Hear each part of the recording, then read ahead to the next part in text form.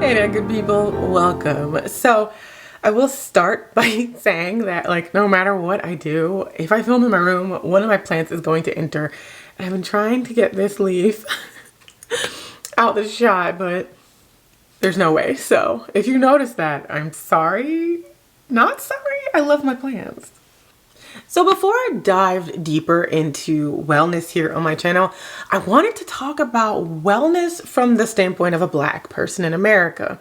On these internet streets, the US concept of wellness is one that is tied often to consumption. Because in the US we live in a capitalist, consumption-driven society. However, I do think for us there is a genuine hope that all the things we buy, right, the classes we participate in, and the retreats we take, we're hoping that those things will help us deal with the world around us. But I think it leaves out so many opportunities and so many people who don't have the money for these things, right? Matter of fact, it goes to the larger question of where do Black people fit in this idea of wellness. I think people of color need wellness more than anyone else, right?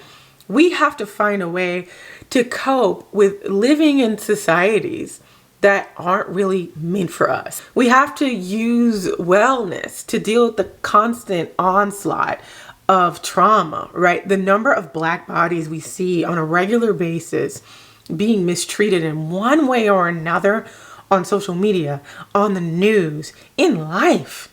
We have to find a way to deal with that. So over the years, I have had to figure out how to contextualize wellness in such a way that it actually does improve my quality of life, my well-being.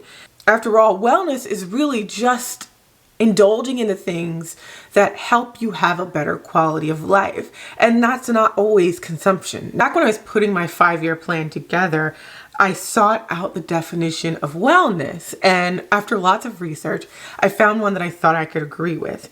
It says, wellness is an active process through which people become aware of and make choices toward a more successful existence. And it's multidimensional. It's the spiritual, the physical, the emotional, the occupational, intellectual, and social integration within the pursuit of growth and balance in life. So it's putting these dimensions together that can really help your well-being or quality of life improve. When I really delved into that definition, I came back with the realization that wellness is about self-love, self-acceptance, self-awareness, really feeling worth, your self-worth. I firmly believe that community connection is a significant part of wellness. And so that's why in 2020, I really wanted to practice and participate in sharing and building a community of people who were supportive of each other. And I think we did that. I think we did it pretty well, and I will continue to do that. So throughout this year, as I share options and opportunities for wellness, I encourage you to give them a try. Especially if you haven't done it before, I encourage you to give it a try. Not because wellness is a particular thing or how I experience wellness is how you will experience wellness. No, because sharing provides healing, sharing provides connection, and possibly will help someone find a level of vitality in their life here in this trash planet. It's so important to me specifically that Black people figure out how to improve their quality of life no matter where we are, because we die because of a lack of quality well-being. I'm not just talking about the typical, we don't eat the best, or we don't exercise enough. I'm talking about the stress, the trauma. Those things are killing us. And so for me, sharing this is my attempt at helping us as a community find ways to cope with what we experience in everyday life. What I hope to do in my life is to acknowledge what's around me, right? I am very aware of the daily onslaught of just brutalness that Black bodies face, right?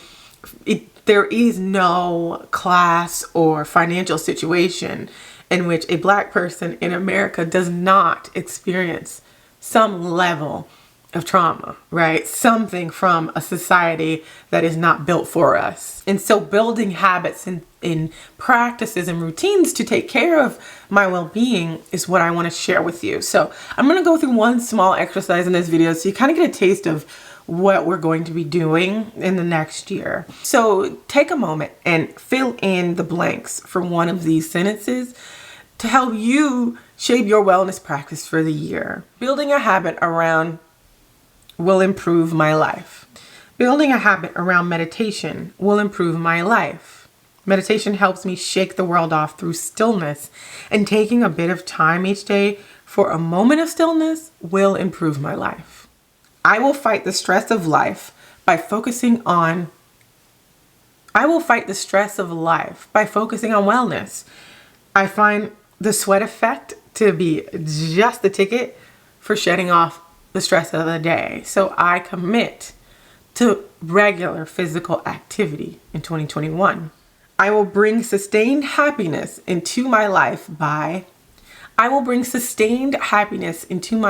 focusing on my emotional well-being. I will make choices that tend to my emotional health so I can live a more vital existence.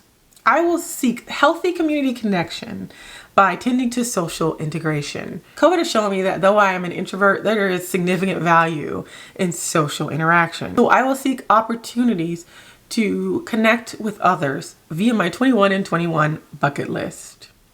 Notice there is not a lot of consumption here, right?